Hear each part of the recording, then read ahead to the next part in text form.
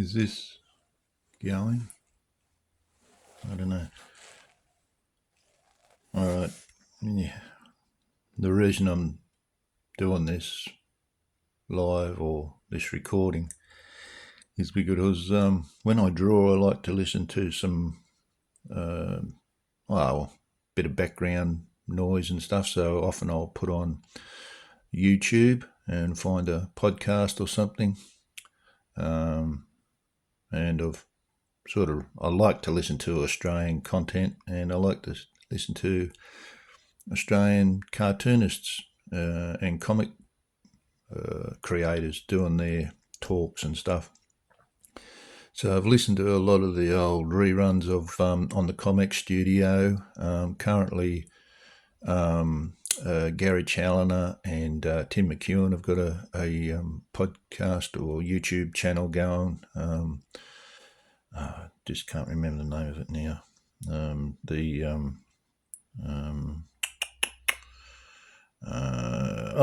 Something to do. What's the name of Gary's comics publishing that he published under? Cyclone, I think it is. Cyclone, I think the Cyclone comics podcast or something. Him and Tim talk, but that's about the only thing that I can find on YouTube to listen to that's Australian regarding the comics. There's Aussie Bo, Aussieverse with Bo and Steve and what's his name? A smiley chap. I can't remember. He's got an Indian name. Sharif, yeah. So they're on currently pretty regularly. There's another bloke with red hair. He does a lot of podcasts and stuff about going to comic events and toy shows. His name will come to me later. It's funny when you're doing. I could probably think of these names if I wasn't being put on the spot while I've got the camera going. Now I can't remember anything. So anyway, what I thought I might do is just show you while I'm drawing. I do some of my drawing here. I'm working on a project with James Broadhurst. He wrote a story. He's come up with a character named Jesse Briscoe, and we're going to make a comic about that. So here's a couple of the pages I've done already. As you can see, there's penciled these ones out over the last few days. I've sort of been doing one a day. I haven't been really pumping them out, but these I just thought, maybe if there aren't many, maybe I could contribute to what's available online. So this is the paper I use. It's Fabriano. It's Bristol board, as you can see here. I hope you can see that on the camera. It's 250 gram, 100 Bristol Fabriano. Just rip a sheet out of this pad, drop it on there. Got my drawing board set up. Alright, now hopefully you can see this because see what I'm doing. I can't with my set. I'm bloody a real amateur, mate, I tell you. Sorry about all that jiggling and that. I'm trying to get the page in camera, or most of it anyway. So first thing I've got to do is rule up my page. So I've got a bit of a worked out a sort of a ratio on these. So can you see that? You probably can't quite. There, right. So you see over here, I'll just place it down there, and I come in 18 mil little mark there, then another 8mm. Then on the other side, same thing, 18 and 8. At the bottom is 10mm and 8. And then up the top, I'm bloody unprofessional, that's for sure, on this. Sorry about that moving, jiggling camera there. So it's 8 on the top and 16, so 8 and 8. So these are the, when I rule that up, that'll be the correct dimensions for a, or ratio for a 260mm by 170mm comic page. 100, yes, well, tell you the honest truth, I can't remember if I've made it 168mm or 170. I think I might have rounded it up to 170. I think when you do correct proportions for the American comics page, it's supposed to be 168, but sometimes a few of us just round it up to 170.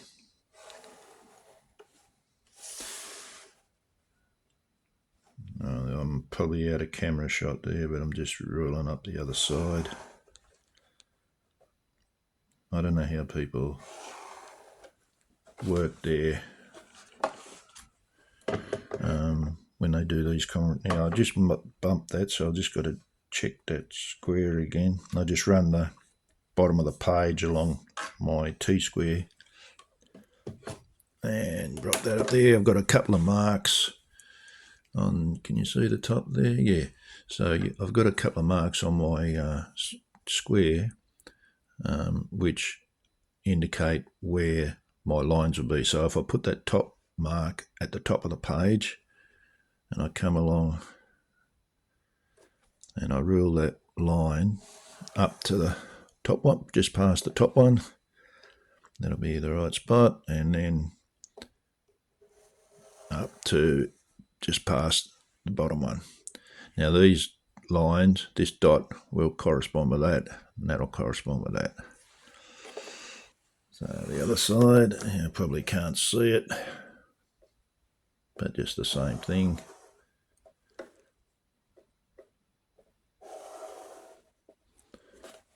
Alright, and here we go. I just run a line along there. Now what this gives me is my safe area and the page border. So this is the safe area here, this one, and this is the edge of the page, and any bleed will come out. So if I'm doing a full page spread, whatever, all my panels have got to be inside that, or all the stuff. That's the safe area, you know what a safe area is. And this is the edge of the page. So if I'm doing, excuse me, if I'm doing a bleed, it'll have to come out beyond this page area.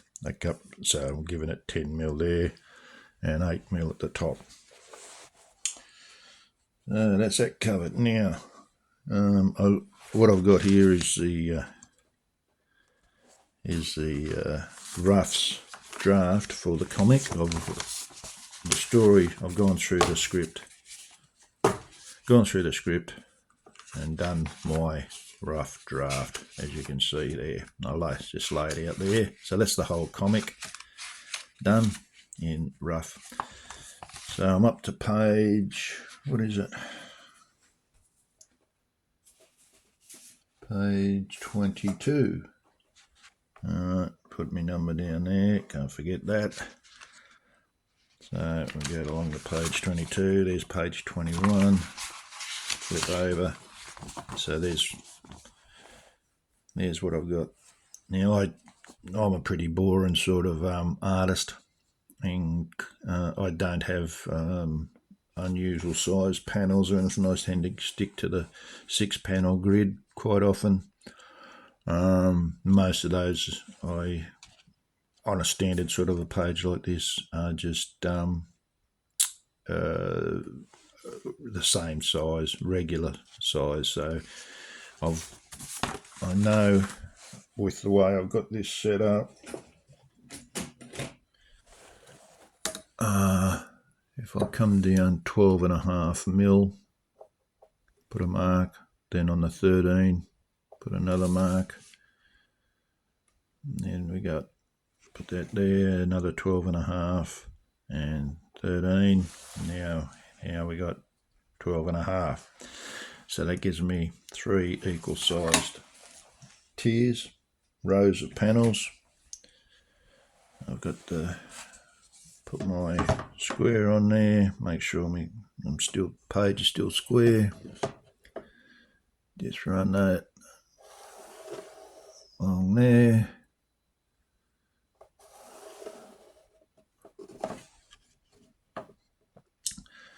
My main aim when I'm doing a comic is to tell the story clearly.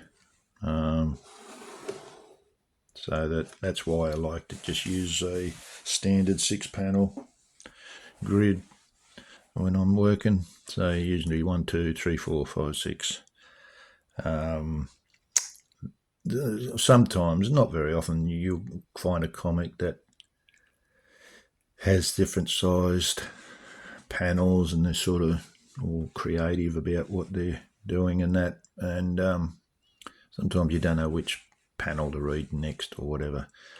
So I find this is just, you can't go wrong with a standard layout like this. I know it's not as exciting as the way the other artists work, but my main aim is to tell the story nice and clearly. All right, so in this rough, we've got 1, 2, 3, 4, 5 panels. So there's 2 at the top. They're both, well, that one there that'll give this more space. So maybe around about here, I'll give me enough room to do that portrait. But these other ones are pretty much, there's a fair bit of action in both of them, and they're both similar. They'll take up similar amounts, so roughly central. I want those 2 panels about the same size, and that's a full double panel there. Okay. So now this is a little bit awkward for me because I've got this camera right in front of my eyes, probably about 3 inches from my nose. But we will soldier on and see if I can work this way. All right, so what I normally do first is just rough in the text. So we've got the teacher. Please don't hurt the children.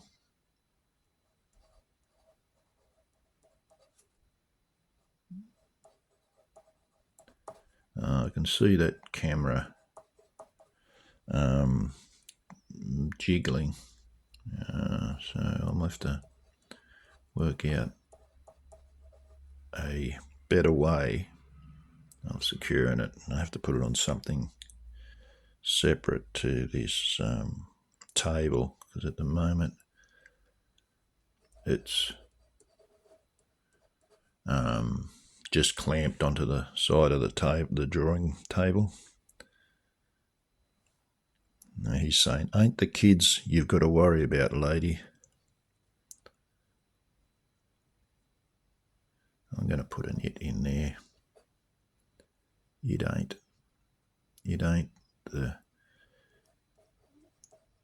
kids you've got to, it ain't the. So you got to be careful when you're doing, sometimes you leave words out when you're lettering or things like that. You've got to Be careful. Word it a couple of times. It ain't the kids you've gotta worry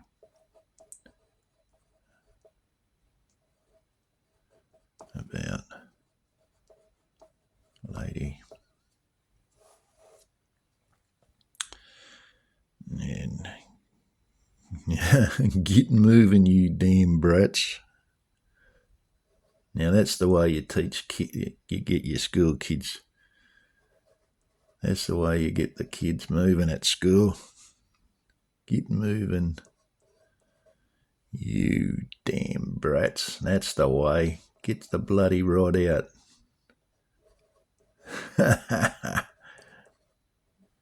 Give him an exclamation mark. Now, children, we're going to learn something real important today. I tell you, old Jimmy Broadhurst, he's written this, and it's a bloody good story. And the way he, bugger that camera for moving like that. Now, children,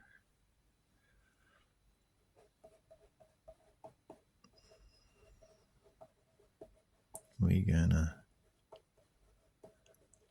learn something real important.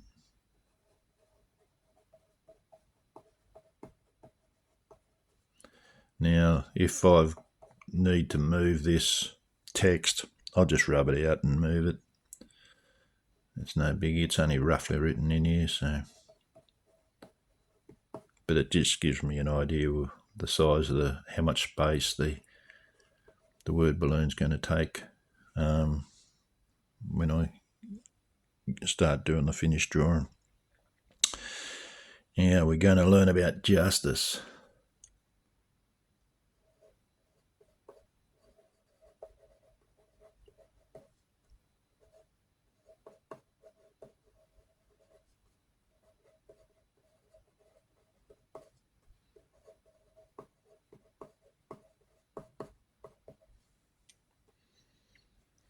Now, can you see I don't know if you've been catching all this. Anyway, hope so. Now he says, string her up, boys. He's a nasty bit of work, this fella. Where's that going to go? Tree there. Yeah, string her up, boys.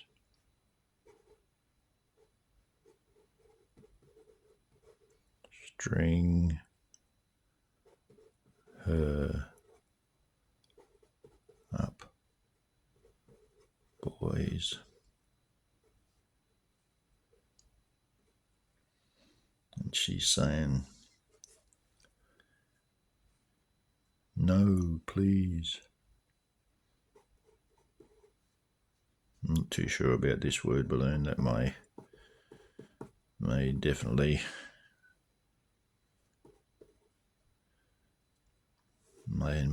move that one. All right, we'll leave it at that for now. Next little film I make will be when I actually start doing the drawing. All right, well, thanks for watching, and look after yourselves, and we'll catch you next time. Bye.